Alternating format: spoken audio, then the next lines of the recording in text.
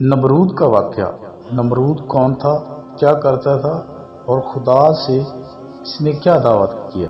پیارے دوستو، کیا آپ جانتے ہیں کہ دنیا کی تاریخ میں ایک ایسا بادشاہ بھی گزرا ہے جس نے تخت پر بیٹھ کر کہا تھا کہ میں ہی خدا ہوں، میں ہی زندگی اور موت کا مالک ہوں، جس کے قدموں کی آڑ سے زمین کانپتی تھی، جس کے حکم سے شہر اجڑ جاتے تھے اور جس کے غرور نے اسے آسمان سے ٹکرانے پر مجبور کر دیا۔ مگر ذرا سوچئے، کیا کوئی انسان واقعی ہی خدا بن سکتا ہے؟ کیا تاج، تخت اور فوجیں اللہ تبارک تعالیٰ کا مقابلہ کر سکتی ہیں؟ آج ہم آپ کو سنانے جا رہے ہیں ایک ایسے بادشاہ کی کہانی جس نے اللہ تعالیٰ سے جنگ کا اعلان کیا، جس نے نبی خدا حضرت ابراہیم علیہ السلام کو آگ میں ڈالنے کی کوشش کی، اور جسے اللہ تعالیٰ نے نہ کسی لشکر سے اور نہ کسی تلوار سے بلکہ ایک چھوٹے سے مچھر کے ذریعے ذلت کے ساتھ ختم کر دیا۔ پیارے دوستو، یہ کہانی صرف ماضی کی نہیں، یہ ہر اس شخص کے لیے ہے جو طاقت کے نشے میں اللہ کو بھول جاتا ہے، جو خود کو سب کچھ سمجھنے لگتا ہے اور جو یہ بھول جاتا ہے کہ اصل بادشاہ صرف اللہ ہے۔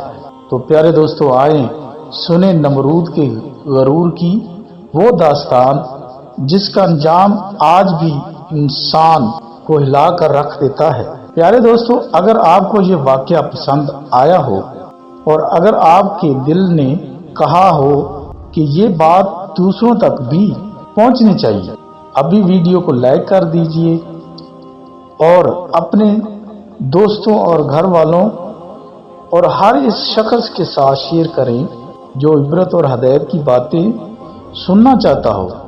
پیارے دوستو، ایسی ایمان فروش کہانیوں اور قرآن اور تاریخ کے سچے واقعات اور دل کو چھو لینے والے پیغام کے لیے ہمارے چینل کو ابھی سبسکرائب کریں اور بیل آئیکن کو بھی ضرور دبائیں پیارے دوستو، تاکہ کوئی بھی نئی آنے والی ویڈیو آپ سے رہ نہ جائے۔ آپ کا یہ لائک اور ایک شیئر کسی کے لیے ہدایت کا ذریعہ بن سکتا ہے۔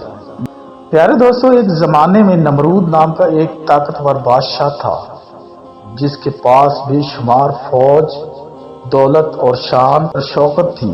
وہ اتنا مغرور ہو چکا تھا کہ اس نے خود کو ہی خدا کہنا شروع کر دیا۔ کہتا تھا کہ میں زندگی بھی دیتا ہوں اور موت بھی۔ اسی زمانے میں اللہ تبارک تعالیٰ نے حضرت ابراہیم علیہ السلام کو حق کے پیغام کے ساتھ بھیجا۔ پیارے دوستو، حضرت ابراہیم علیہ السلام نے نمرود سے فرمایا کہ میرا رب وہ ہے جو سورج کو مشرق سے نکالتا ہے، اگر تو خدا ہے تو سورج کو مغرب سے نکال کر دکھا۔ پیارے دوستو، یہ سن کر نمرود لاجواب ہو گیا، مگر غرور پھر بھی ختم نہ ہوا۔ پیارے دوستو، نمرود نے حضرت ابراہیم علیہ السلام کو آگ میں جلانے کا حکم دے دیا۔ اتنی بڑی آگ جلائی گئی کہ پرندے بھی اوپر سے گزرتے تو وہ بھی جل کر راکھ ہو جاتے، مگر جب حضرت ابراہیم علیہ السلام کو آگ میں ڈالا گیا تو اللہ تبارک تعالیٰ کے حکم سے آگ ٹھنڈی ہو گئی اور حضرت ابراہیم علیہ السلام سلامت رہے۔ یہ معجزہ دیکھ کر بھی نمرود نے توبہ نہ کی۔ نمرود نے اللہ تبارک تعالیٰ سے جنگ کا اعلان کر دیا۔ اس نے اپنی فوجوں کو حکم دیا کہ آسمان کی طرف تیر چلاؤ۔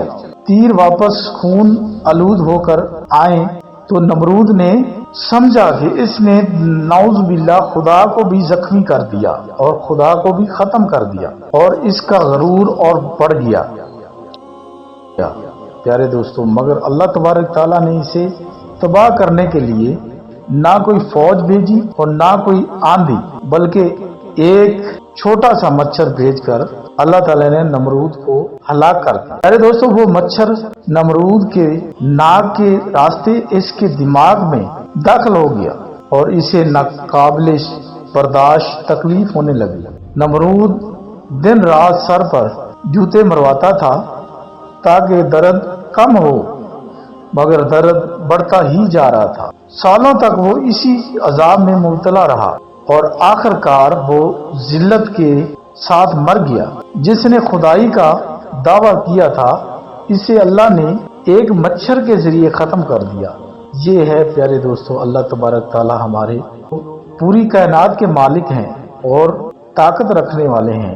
پیارے دوستو، وہ ہمیں سوتے ہوئے بھی دیکھتے ہیں، جاگتے ہوئے بھی دیکھتے ہیں اور ہمارے چھوٹے سی حرکت کو بھی دیکھتے ہیں۔ پیارے دوستو، اللہ تبارک تعالیٰ کی ذات ہمارے پاس موجود ہے، ہر وقت دیکھتی ہے۔